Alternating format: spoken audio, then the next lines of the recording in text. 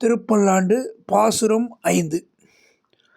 அண்டக் குலத்துக் கதிபதியாகி அசுரர் ராக்கதரை இண்டை குலத்தை எடுத்துக் களைந்த இருடிகேசன் தனக்கு தொண்டை குலத்திலுள்ளீர் வந்தடி தொழுதாயிர நாமம் சொல்லி பண்டை குலத்தை தவிர்த்து பல்லாண்டு பல்லாயிரத்தாண்டென்மீனே.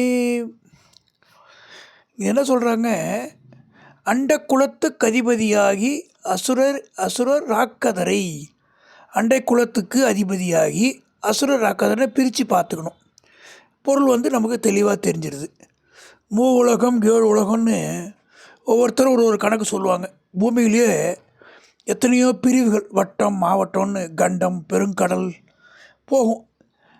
பூமி நிலா சூரியன் இப்படி பல சொல்கிறாங்க. ஆனால் எல்லாத்துக்கும் சேர்ந்து பேரண்டம் வரைக்கும் அனைத்து உயிருள்ள உயிரற்ற பொருள் அனைத்துக்கும் அண்ட குலங்களுக்கெல்லாம் தலைவனாக இருப்பவனை அண்ட குலத்துக்கு அதிபதி. அண்டம்னா உலகம், அதிபதினா தலைவன். அசுரர் ராக்கதரை இரண்டை குலத்தை எடுத்து கலைந்த ரிடிகேசன். அசுரர் ராக்கதர் அன்பு கருணை எதுவுமே இல்லாமல் மிருகத்தை போல தான் நினைத்தவற்றையெல்லாம் அழிக்கும் கொலை பாதகம் செய்யும் அசுரர்கள், இராட்சசர்கள். அவர்கள் குலத்தையே வேரோடு கலைந்த இருடிகேசன். இரட்டை குலம் என்னென்னா கொலை தொழில் புரிகிறவன்னு அர்த்தம். இருடிகேசன்னா ரிஷிகேஷன், முனிவர்களோட தலைவன். முனிவர்னால் எப்படிப்பட்டவங்கன்னா முற்றும் துறந்தவர்கள், ஐம்புலன்களின் ஆசைகளை துறந்தவர்கள், உயிரின் மேல் பற்றற்றவர்கள், உறவுகளில் பற்று இல்லாதவங்க. முற்றும் பற்றற்ற முனிவர்களுக்கே தலைவனாக இருப்பதால் எந்தளவு புலன்களை அடக்கியவராகவும் ஆசையெல்லாம் துறந்தராக இருக்க வேண்டும்னு சொல்ல வேணுமா? பற்றுக பற்றற்றான் பற்றினை, அப்பற்றினை பற்றுக பற்று விடற்கு என்று வள்ளுவர் சொல்லுவார். ரிஷின்னா முனிவர், கேசன்னா தலைவன்.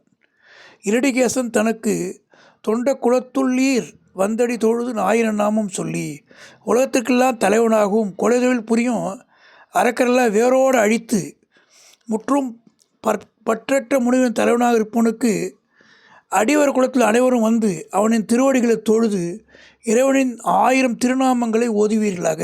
தொண்டை குலம்னா அடியவர்களின் குலம். பண்டை குலத்தை தவிர்ந்து பல்லாண்டு பல்லாயிரத்தாண்டு எம்மினே. நீங்கள் உங்களின் பழைய மூட நம்பிக்கையெல்லாம் விட்டுட்டு என்றென்றும் இருக்கும் அவனுக்கு பல்லாண்டு பல்லாண்டுன்னு பாடுங்க.